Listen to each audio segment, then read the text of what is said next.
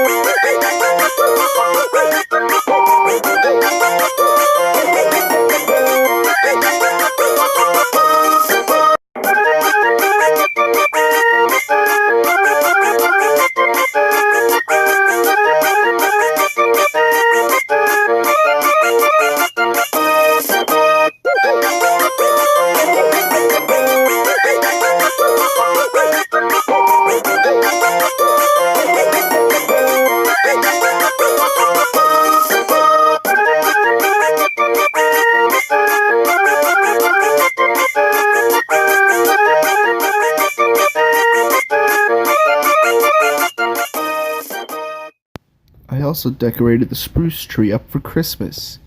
It looks nice. I mean, kinda. It's not great, but it's a festive tree, I guess. So here's what we've got done on the farms area. I've cleared the space out. I've actually started work on the walls and the floors. It's pretty big, which is good because we've got a lot of farms planned. On the sheet I've made, I've actually got the sugar modules planned out. I haven't put in a spot for pumpkin and melon farms, but I'm going to plan those in.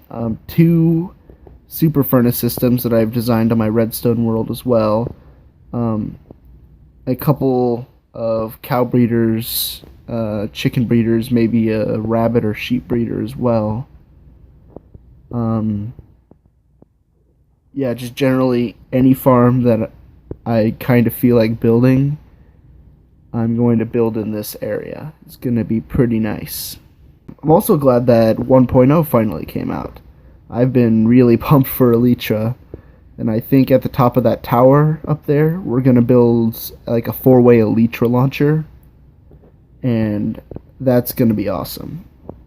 But for now, I'm going to finish kind of, I don't know, standardizing the walls and floors, maybe the ceiling as well, and maybe start putting in a sugar module or two, and that'll be nice if we can get that done in this episode. So yeah, it's all finished. It's ready for farm to start going in. I haven't done anything with the ceiling yet because I don't know what to do with the ceiling. I don't even know what to do with the ceiling on the main hall. I'll figure that out later. But I think now I'm going to add a farm or two, I guess. Probably a good place to start will be the sugar modules, which are going to be going in here. So this is the sugar module. I designed it myself. I'm quite proud of it. It took me a long time to make. So it's really quite a simple idea. In fact, it's so simple I wouldn't be surprised if someone else already came up with it. But if that's the case, I figured it out on my own. But the sugarcane grows. When it hits the observer, it triggers the observer, which powers the piston, which breaks the sugarcane.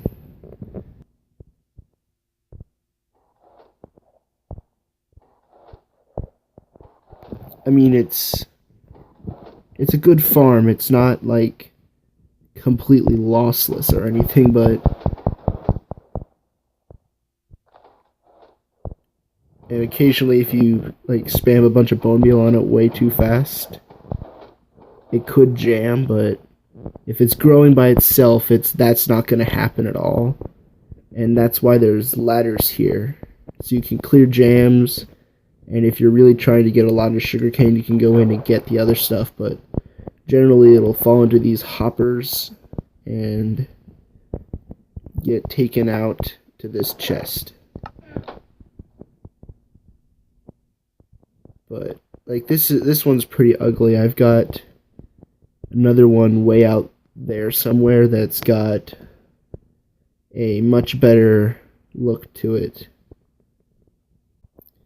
Here it is. This is the decoration that we're going to be putting on the things, except we're going to have the ladders on it too. I really do like this design. So everything we need is in this chest. So we need like a light source, a single water bucket, 8 sugarcane and 8 sand, 8 observers, basically 8 of all those things. Yeah, it's not really all that expensive to build just one of these, but just one of those is not a great farm by itself. That's why it's called a sugar module. The idea is you build a whole bunch of these things next to each other and have them all running into the same thing, so you get a lot of sugarcane.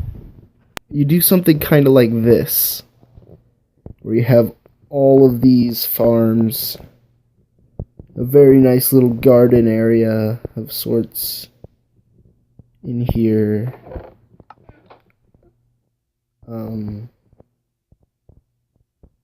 Lots of sugarcane. 2 stacks and almost a quarter of another. I think that's loot from exactly 1 hour of just letting it run, I believe. I don't remember though. But that's 9 modules producing 2 1/4 stacks of sugarcane. which if you're not going to be using it all that much and you're just letting it run while you're doing your other stuff, waiting for some large project like building your enchantment tables, yeah, you're gonna have a lot of sugarcane built up fairly quickly, which is a very good thing. Gathered all the supplies. They're in this chest. I think I got the correct number of hoppers. That took me a very long time to get.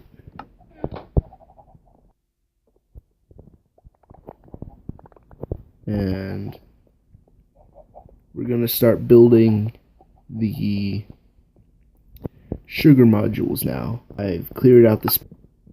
So first you want to start with, filling in the hoppers on the bottom. 2 blocks of cobblestone up, all the way around the outside. So I made a spacing error, but I fixed that now. Next, what we're going to do is start putting in the sides. I think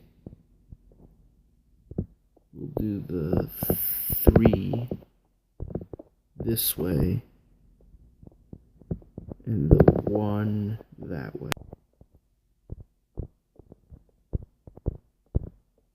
And then we're going to need take out every block behind which there is one of these extras. I don't know why it keeps doing that. But we're going to replace them with the regular pistons.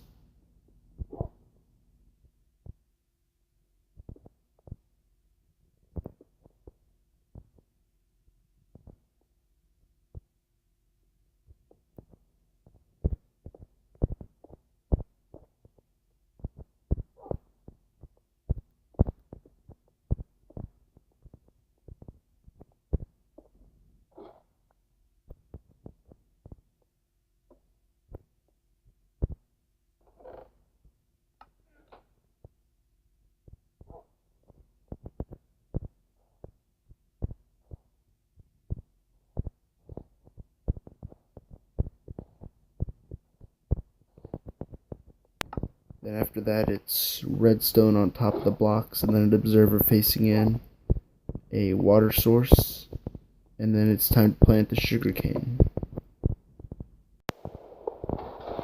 So I'm putting the observers in now.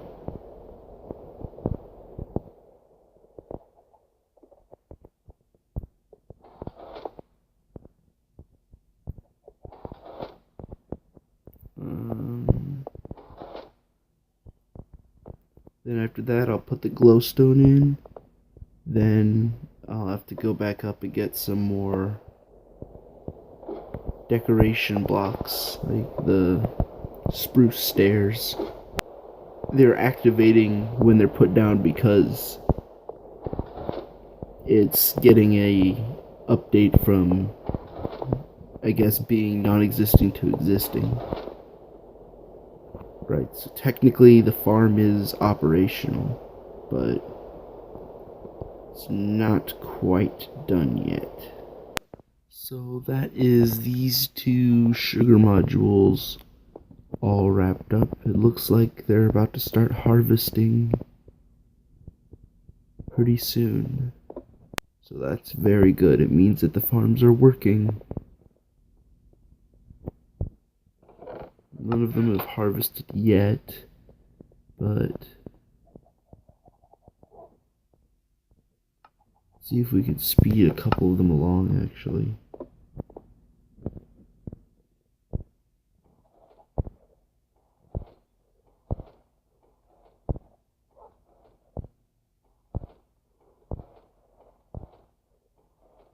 There.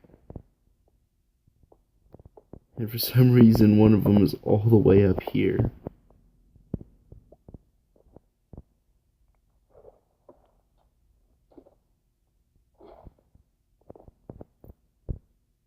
Yeah, there's 13 in there. 19. I'm pretty happy with this, and there's 2 of them. We'll probably build a few more in the future. And I've actually come up with a design that fits in the same amount of space. That'll do pumpkin or melons as well. So we'll probably add some of those. Maybe underneath have 4 sugar modules, 2 pumpkin, 2 melon, and all the other farms. And that's the end of this episode. Remember, if you liked the video, then like the video. And if you subscribed, then tell someone else to subscribe. Anyway, this has been Not an Eevee, and I will see you next time.